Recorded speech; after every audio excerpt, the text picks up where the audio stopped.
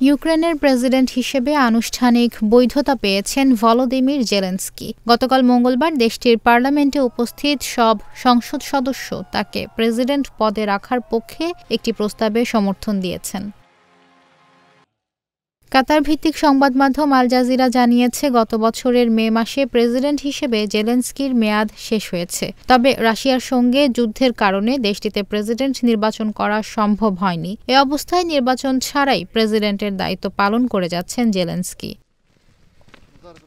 মেয়াদ শেষ হয়ে যাওয়ার পরেও নির্বাচন না দিয়ে প্রেসিডেন্টের দায়িত্ব পালন করে যাওয়ায় জেলেনস্কিকে সম্প্রতি স্বৈরশাসক হিসেবে অভিহিত করেন মার্কিন প্রেসিডেন্ট ডোনাল্ড ট্রাম্প। এরপরই ইউক্রেনের পার্লামেন্টে প্রস্তাব উত্থাপন করে জেলেনস্কিকে প্রেসিডেন্ট হিসেবে আনুষ্ঠানিক বৈধতা দেওয়া হলো। পার্লামেন্টে উত্থাপিত প্রস্তাবে বলা হয়, যুদ্ধ চলাকালীন ইউক্রেনের প্রেসিডেন্ট হিসেবে দায়িত্ব পালন করে যাবেন জেলেনস্কি। প্রস্তাবটি 268টি ভোটে পাশ হয়। এদিন পার্লামেন্টে 12 জন সংসদ সদস্য উপস্থিত ছিলেন না। তারা ছাড়া উপস্থিত সবাই প্রস্তাবটির পক্ষে ভোট দেন।